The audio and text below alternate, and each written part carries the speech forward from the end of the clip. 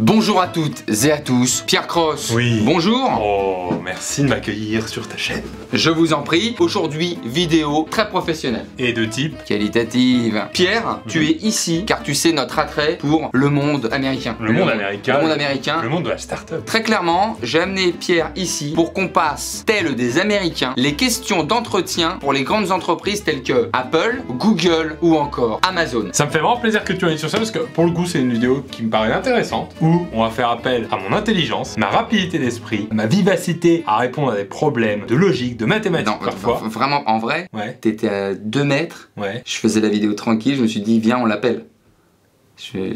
D'accord. Vraiment, si j'avais le choix avec peut-être la totalité de l'humanité, Ouais. bon bah à cette heure-ci, tu feras autre chose quoi. Commençons les entretiens d'embauche pour les grandes entreprises américaines.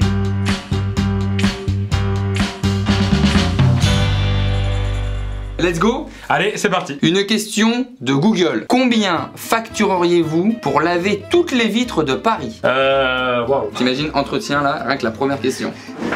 Bonjour. Ça c'est juste après le bonjour. Ah non. Putain, combien on facturerait? Alors, Ah là là. il faut quand même préciser aux gens que c'est des questions qui sont vraiment posées dans les entretiens, mais où il n'y a pas forcément une réponse. Il y a C'est pas- des questions de logique effectivement, où on va plus interpréter ta façon de répondre à la question, ton efficacité, que la réponse bête et méchante. Là, on n'attend pas un devis, en gros. Combien? Alors c'est simple, vous êtes Google? Je dirais 0. Votre plan de communication va être de laver toutes les vitres de Paris gratuitement. Et là je leur ai fait le meilleur plan de com Ouais. qui puisse être. Mais C'est-à-dire là, que là, il vaut- vous lavez une ville. Ouais, là, monsieur Américain, on n'est pas du tout spécialisé, nous, à la base, dans le lavage de vitres. Alors pourquoi vous me posez ces questions? Est-ce qu'on n'a pas un temps précieux pour vous poser des questions à la con? Moi, j'ai que 20 minutes à vous accorder. Moi, j'ai essayé d'apporter une réponse. On est combien à Paris? À Paris, on est dans les 2 millions. Ok. En moyenne, là, à Paris, chez toi, t'as combien de vitres? 1, 2, 3, 4 vitres. Putain, super grand appart, salaud. Non, c'est que des vitres en fait. Les murs Je suis sont dans une vitrés. véranda. J'habite dehors. Et au travail? Ah bah au travail, on n'a pas de vitres, Pierre. C'est vrai. Tu le Il y en sais a, qu'on est c'est dans vrai. une cave. Une toute petite ici. Oui, on a une vitre. Une là-bas et 3. C'est-à-dire Ok. que. Ouais, mais là le type de Google, il te regarde, déjà il fait ça. Oui. Non, mais j'ai valu. T'as 4 vitres chez toi. On va dire qu'en moyenne, on est 4 ici. Il y a 4 vitres. Il y a une vitre par personne au bureau. C'est-à-dire que dans ta vie, t'as 5 vitres. Où voulez-vous en venir? 2 millions d'habitants qui ont 5 vitres dans leur vie, en moyenne. Ça veut dire qu'il y a 10 millions de vitres dans Paris, à peu près. 10 millions de vitres. Je te fais un prix gros parce qu'à 10 millions de vitres, je te le fais à 1 euro. 1 euro la vitre. Moi, je dis 10 millions. Donc tu demandes à la ville de Paris 10 millions d'euros Et et je vous la Google lave toutes les vitres. Si vous voulez, mettez en commentaire les réponses qui vous ont plu, celles qui vous paraissent le plus efficaces. On continue? Oui. Question Google toujours. Imaginez que vous avez une armoire pleine de chemises et qu'il vous est très difficile d'en trouver une. Comment optimiser votre rangement pour retrouver vos chemises plus facilement? Là, je l'ai, je pense que j'ai une bonne réponse. Il faut regarder le critère qui t'empêche de trouver ta chemise. Si t'arrives jamais à trouver ta chemise parce qu'elle est rose, parce que c'est une couleur particulière, etc. Moi, j'ai une très belle chemise rose comme ça, fuchsia, avec des petits Je la connais, elle est vraiment des pas petits belle. kangourous. Ouais, elle est un peu trop grande, t'as les manches qui sont beaucoup trop larges, puis il y a un kangourou qui est très moche en fait. Je pense que c'est une bonne chose que tu ne la retrouves pas. Si c'est la couleur, tu fais un gradient, tac, on commence par les clairs, on finit par les foncés. Si c'est la taille, parce que t'as des tailles différentes, on commence par la S, et puis comme t'as un peu grossi depuis 2-3 ans, on va dire, t'as des XL par exemple. Eh bien ma réponse, Ouais. mais la tienne est très intéressante. Merci Benjamin. J'arrête d'essayer de trouver celle-là absolument, c'est-à-dire que je suis en train de créer déjà un problème, Ouais. puisque je la retrouve pas, alors que si je me dis, il y a que celle-là, il y a que la violette que tu ne retrouves jamais, eh bien arrête d'essayer de rechercher la violette, et tu passes à toutes les autres chemises dont tu as accès. On voit que t'as passé tes études à bluffer. Parce que t'as pas répondu à la question en fait. Parce que là on demande d'optimiser le rangement pour retrouver cette chemise. On demande Écoutez, d'optimiser. Écoutez, vous voulez qu'on se bagarre? C'est ça ta réponse à chaque fois. J'ai eu mon bac comme ça. Ah parce que Napoléon, attendez, vous voulez qu'on se bagarre ou quoi? Toujours Google. Vous êtes dans un couloir de pierre de 2,5 mètres de section. T'as compris? Non, à moins que ce soit une bouche de métro. Il fait 2,5 m de Il fait 2,5 m. large, en gros, ok. Satan apparaît devant vous. Déjà, ça commence à être intéressant, Google. D'accord. Que faites-vous? Bah je repars parce qu'on m'a pas dit que la sortie elle était là.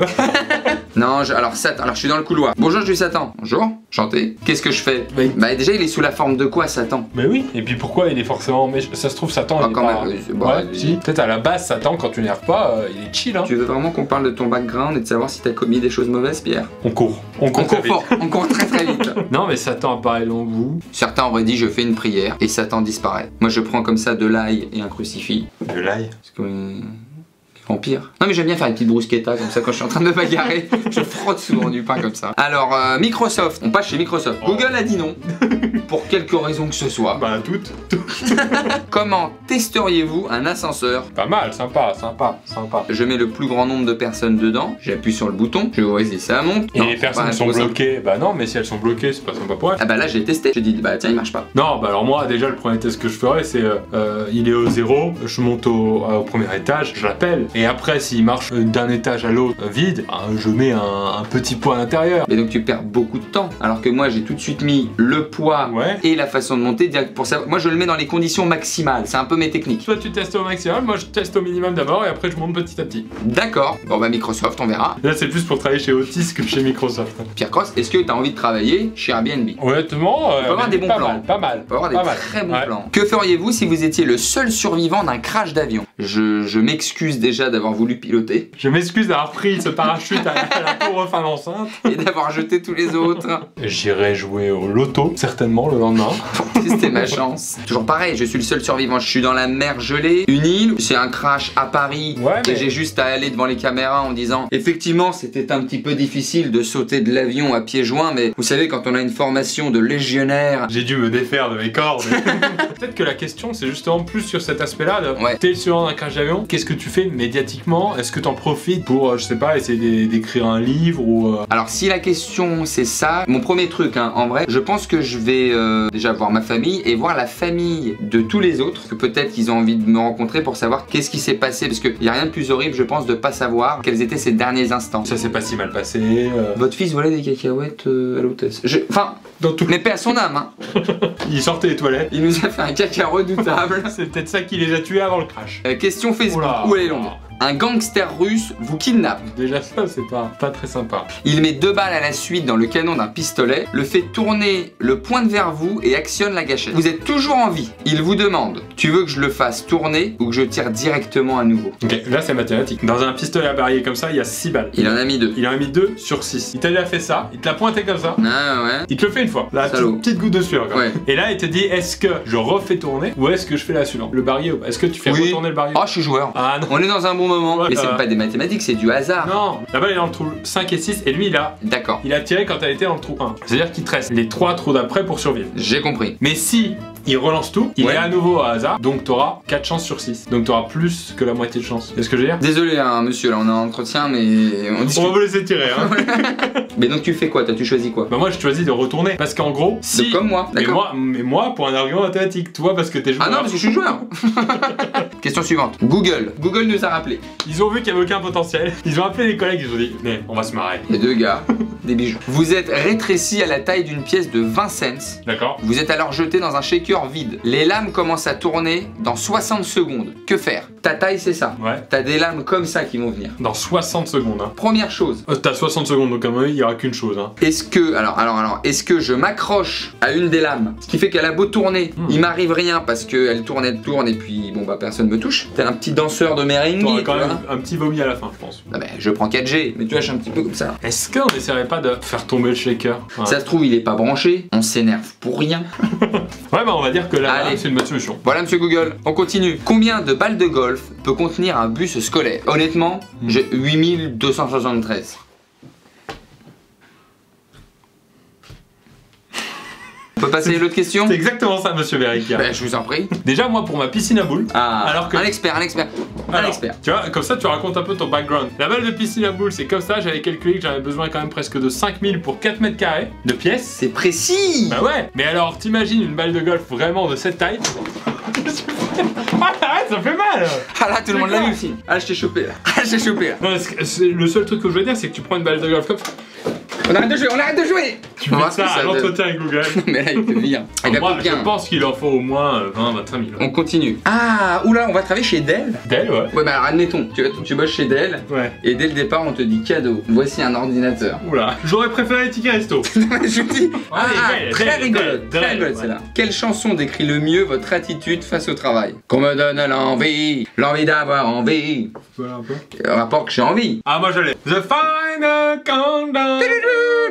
Tu sais, quand tu comptes vraiment les dernières minutes avant de partir du bureau comme ça. The Final Countdown. Ah, ces minutes-là où tu vois l'horloge. Ouais. Où tu as regardé, il était 17h. Tu regardes 2 heures après. Il est 17h08. Je suis malade. Ça fait déjà 2 semaines.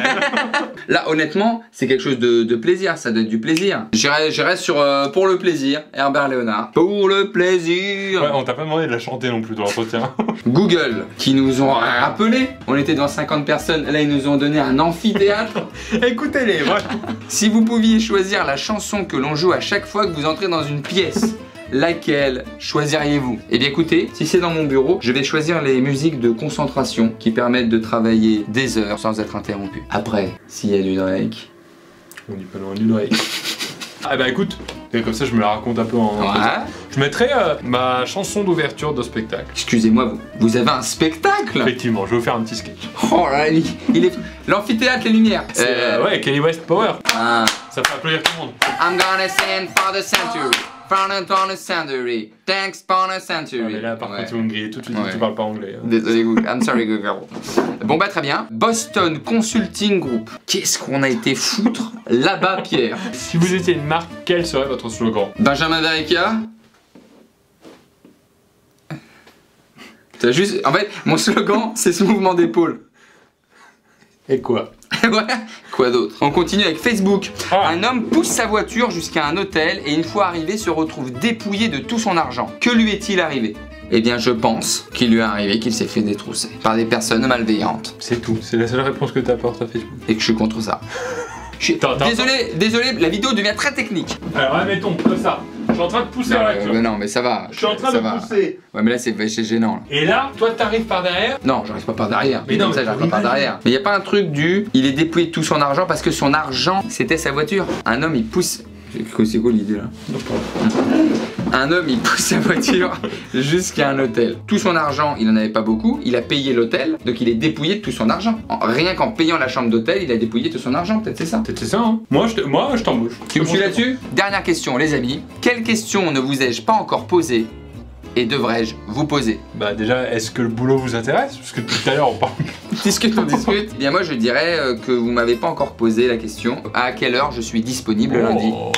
Ma merde. Si vous le prenez pas, je le prends. Easy. En fait c'est comme si... Vas-y, il nous prend en photo là. C'est pour votre carte de cantine. Et bien voilà, pour les questions des plus grandes entreprises américaines. C'était intéressant Benjamin. C'est un peu frustrant de jamais avoir de réponse. Oui mais en commentaire on aura, ça se trouve, les meilleures réponses hein. Les abonnés vont mettre comme ça des réponses, oui. Moi le gangster russe, je lui fais une clé de bras. Merci à tous et à toutes d'avoir regardé cette vidéo. Merci Pierre Cross. Bien sûr, attends, d'avoir... Toujours un plaisir. La poignée de main devient totalement verticale en fait. Non, ça c'est du judo. Je ne sais pas s'il y a des sociétés américaines qui ont regardé cette vidéo, mais en tout cas maintenant elles sont au courant de nos capacités. Et si elles veulent nous embaucher, bah voilà, c'est là. C'est à prendre ou à laisser. Hein. Vu que vous êtes déjà plusieurs sur le coup, hein, il y a quand même plusieurs entreprises, on va faire monter un petit peu. Il s'agira pas de laisser passer des perles rares. Merci à tous d'avoir regardé cette vidéo. On vous embrasse très très fort. À très bientôt. Vive la vie, vive le Portugal. Eh bien partons là-dessus. Vive le Portugal. Ciao. T'as tenté un petit accent. Au Portugal. Ciao.